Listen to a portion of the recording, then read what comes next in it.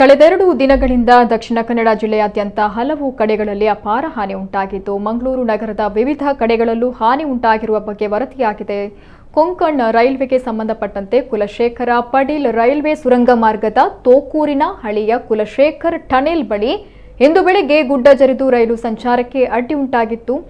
ಇಲ್ಲಿ ಈಗಾಗಲೇ ತಡೆಗೋಡೆ ನಿರ್ಮಿಸಲಾಗಿದ್ದರೂ ಮೇಲ್ಭಾಗದಿಂದ ಗುಡ್ಡ ಕುಸಿದ ಪರಿಣಾಮ ಭಾರೀ ಮಣ್ಣು ರೈಲ್ವೆ ಹಳಿ ಮೇಲೆ ಬಿದ್ದ ಪರಿಣಾಮ ರೈಲುಗಳ ಸಂಚಾರಕ್ಕೆ ಅಡ್ಡಿ ಉಂಟಾಗಿದೆ.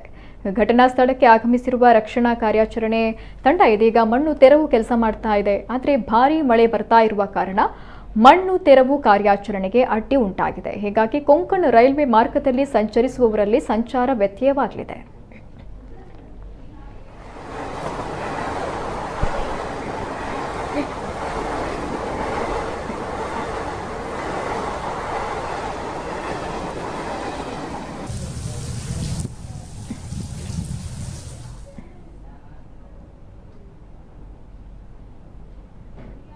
ದಕ್ಷಿಣ ಕನ್ನಡ ಜಿಲ್ಲೆಯಲ್ಲಿ ನಿನ್ನೆ ಸುರಿದ ಮಳೆಗೆ ದಕ್ಷಿಣ ರೈಲ್ವೆಗೆ ಸೇರಿದ ಕುಲಶೇಖರ ಪಡೀಲ್ ರೈಲ್ವೆ ಸುರಂಗ ಮಾರ್ಗದ ಬಳಿ ತಡೆಗೋಡೆ ಕುಸಿತದ ಬೆನ್ನಲ್ಲೇ ಮಂಗಳೂರು ಸುಬ್ರಹ್ಮಣ್ಯ ಸಂಪರ್ಕಿಸುವ ಪಡೀಲ್ನ ಕೊಡಕ್ಕಲ್ ಬಳಿ ಭಾರೀ ಪ್ರಮಾಣದ ಭೂಕುಸಿತವಾಗಿದೆ.